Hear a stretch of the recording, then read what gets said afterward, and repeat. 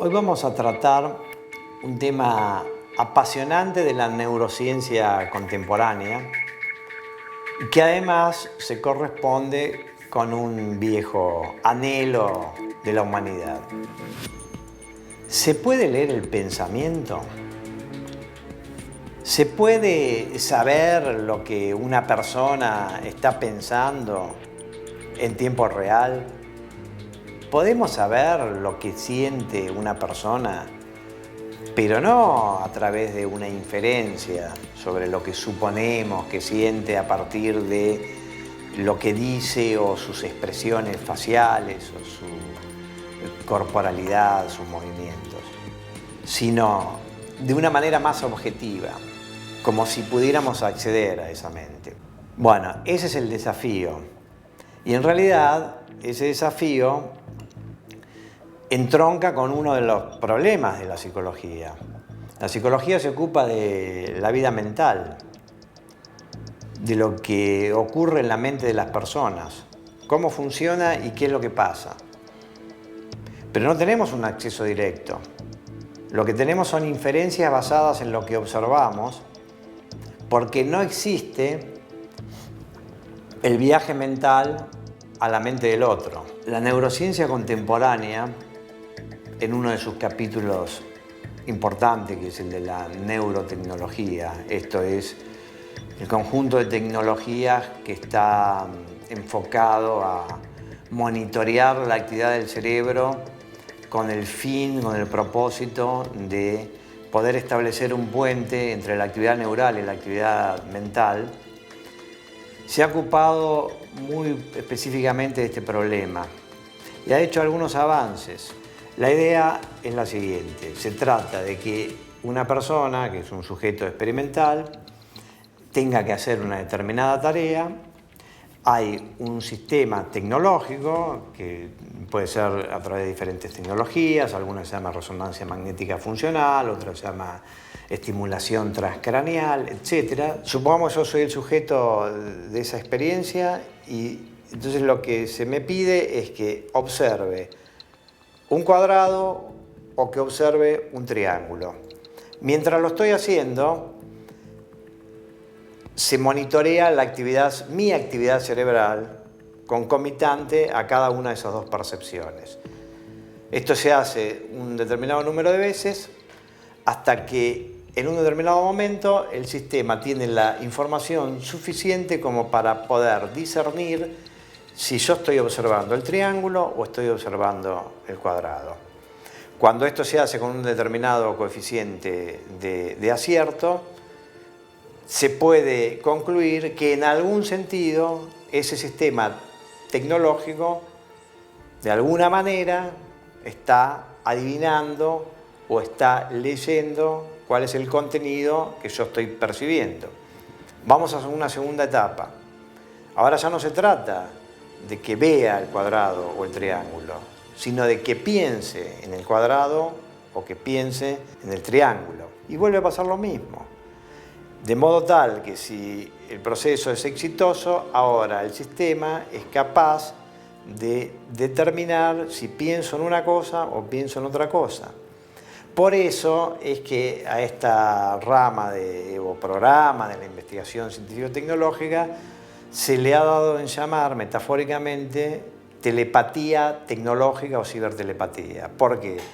Porque yo, que soy el sujeto experimental, estaría actuando como una especie de telépata emisor, mientras que el sistema tecnológico, es decir, el dispositivo artificial, en la medida en que acierta, cumpliría la función de ser un telépata receptor. Para precisar con mayor detalle cuál es el significado cabal de lo que se realiza en esta disciplina, que se ha dado en llamar metafóricamente telepatía tecnológica, es necesario hacer una precisión importante. Esta distinción la propusimos con nuestro equipo de investigación hace un tiempo y consiste en distinguir entre una modalidad activa versus una modalidad pasiva de telepatía tecnológica. En la modalidad activa, el sujeto funciona como cooperador de la experiencia. Esto es, se esfuerza conscientemente en tratar de pensar una cosa u otra. En cambio, en la modalidad pasiva, la tarea es mucho más difusa. Se trata simplemente de que la persona deje volar su imaginación. Por supuesto, eso a los efectos de posibilitar la decodificación es mucho más difícil que para el caso de la telepatía tecnológica activa. La telepatía tecnológica en su modalidad activa nos lleva a un problema muy práctico, que es ¿qué podríamos hacer con la mente? Si el sistema puede distinguir dos estados mentales diferentes, pensar en un círculo o en un cuadrado, entonces podría también distinguir entre pensar una letra A y una letra B. ¿Y por qué no todas las vocales? ¿Y por qué no todo el abecedario? Y si esto es posible, lo cual es un problema teórico y empírico, la persona suficientemente entrenada con un sistema, como suelen llamarse, interfase cerebro-máquina, podría, en lugar de utilizar un teclado para ingresar un texto, simplemente dictar ese texto con órdenes mentales. Una posibilidad muy interesante, que es lo que más se viene desarrollando, es el tema de poder accionar objetos con la mente. Y esto no es ciencia ficción ni es telequinesis, es simplemente algo tan sencillo como un sistema que es capaz de decodificar las señales neurales asociadas con la intención de tal o cual movimiento.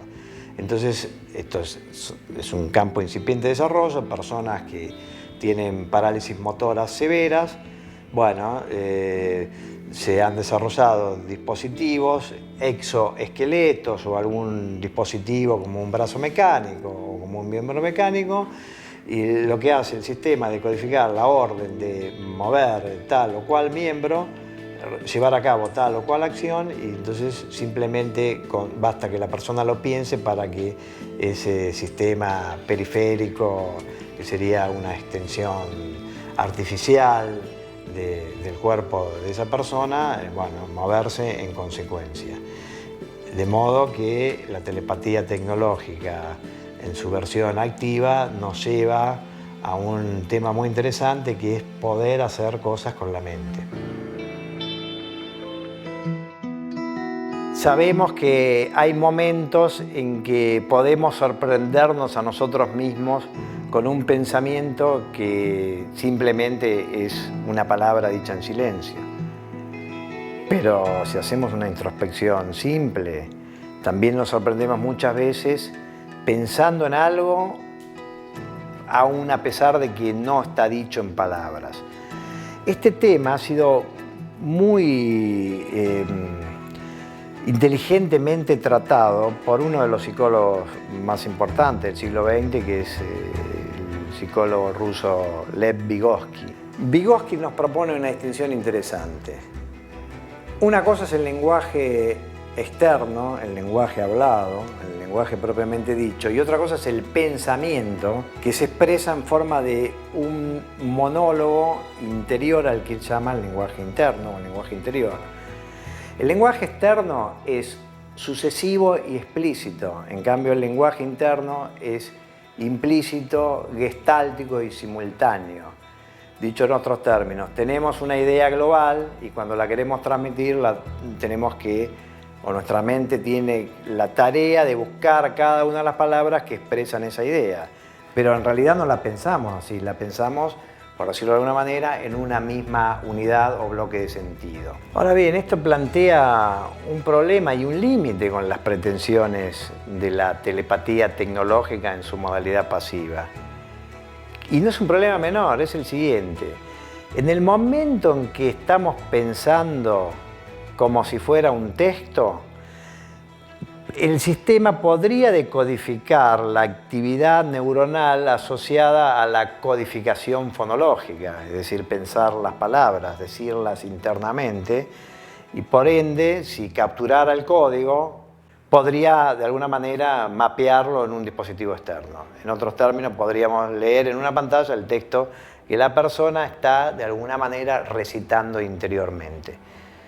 Pero cuando está en una etapa anterior esa persona, a la génesis de la palabra, es decir, cuando está pensando aquello que todavía no fue puesto en palabras, ¿qué es lo que un sistema de lectura artificial del pensamiento mostraría al observador externo en una pantalla acerca del suceso mental en que está incursionando el sujeto?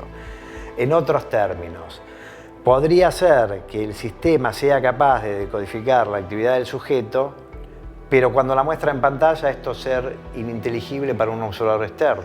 De la única manera en que el sistema de lectura artificial del pensamiento, modalidad pasiva, podría traducirnos la esencia del pensamiento que está llevando a cabo un sujeto, es que tenga la cualidad de ser un intérprete de ese pensamiento, pero no tenemos ni la más mínima idea teórica de qué cosa significaría desarrollar un dispositivo capaz de semejante proeza. Por lo tanto, la conclusión preliminar es: interesante idea, interesante desafío poder leer la mente, pero hay algunas posibilidades probables y hay algunas posibilidades que más bien se quedan en el orden de lo prematuro para ser planteado con nuestro conocimiento teórico del funcionamiento de la psicología.